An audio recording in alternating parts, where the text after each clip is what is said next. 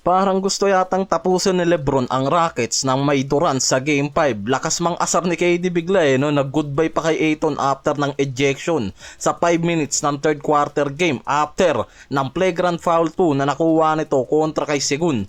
No KD pero ramdam yung presence niya dito Nakuha pa mang asar. Nalimitahan din bigla yung playing time nitong si Luke Kennard mga pare koy. Halos third quarter hindi gaano gumana yan samantalang si Lebron. Halos 8 turnover naman ang nakomit. Nag-ala Kevin Durant sa game 4 na to. Anyari kay Lolo Bron, tinamaan yata ng arthritis Hindi na rin ginamit ng Lakers sa game 4 na to itong si Austin Reeves kahit available na yan. Mukhang talagang hihintayin muna ng Lakers makabalik itong si Reeves. Taste your own medicine yung ginawa ng Rockets sa game 4 na to. Halos nalimitahan din bigla dyan yung Lakers sa mula sa field at threes. Malayo sa game na nangyari, hindi ko nagawa ng video yung game 3 bawi tayo ngayon. Halos 50% pa rin naman yung shooting ng Lakers sa field. Halos 48 lang ang Rockets, kaya effective pa rin ang Lakers kahit nasa home ng Rockets. Ang problema, bumagsak bigla sa 22% lang itong Lakers sa 3-point area. Yan yung pinakamababa nila ngayon sa series. Halos sa Kennard na limitahan dyan, 7 points, 3 of 8 sa field, 0 of 3 sa 3. Binaba rin bigla ni Redick yung minutes niya dyan 32 minutes malayo sa game. Game 1 at Game 2, halos 40 minutes yung nilalaro niya per game. Ngayon, masyadong nalimitahan yan at hindi uminit o sadyang effective lang araw yung depensa na ginawa ng Rockets. Ang problema pa dyan, halos bumagsak sa 23 turnover ang nakomit ng Lakers na mismong nagpababa ng efficiency ng mga to.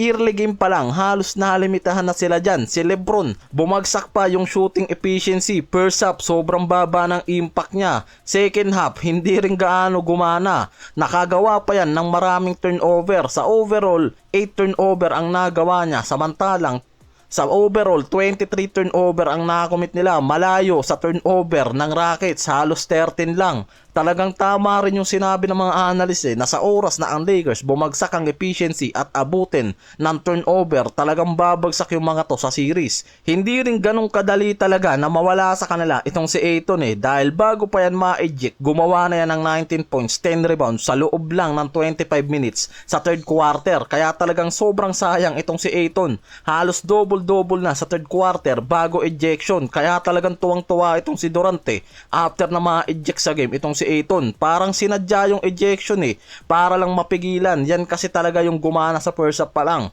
At nakitang hindi nga raw intentional yung ginawa dyan ni Ayton. Pero tinawagan pa rin ng flagrant foul 2 ng referee. Kaya ejection talaga.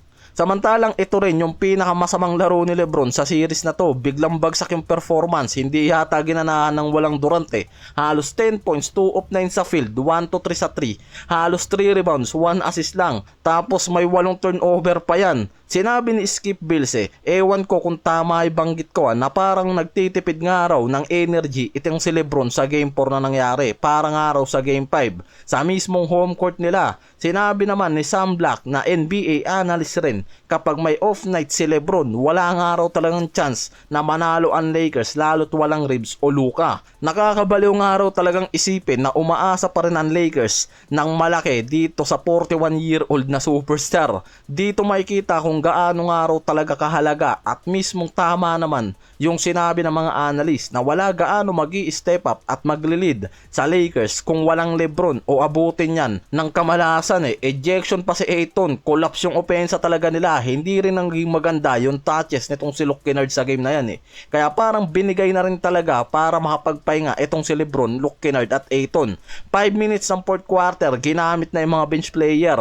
Sa dulo, inabot pa ng ejection itong si Adio Tiero. Talagang gustong ubusin ng official ang Lakers Kaya sa post-interview, hindi nga raw talaga kumbinsido itong si Redick sa tawag ng official, lalo na sa flagrant foul dahil hindi nga raw intentional yung ginawa nitong si Ayton kay Segun galing sa drive Halos kinulang nga raw talaga ang Lakers sa team offense ngayon mula sa field at 3 na mismong nagpababa ng offensive ratings ng mga to. Kinapos sa opensa, sumobra sa turnover. Nakaligtas sa sweep itong si Durant Ang pagkakataon ng Lakers ngayon para tapusin ang series nila sa game 5 na sa mismong home court ng mga to sa Crypto Arena. Parang ang gusto yata ni Lebron tapusin ang first round sa mismong home court nila at tapusin ang Rockets na may Kevin Durant sa game 5 para walang reason.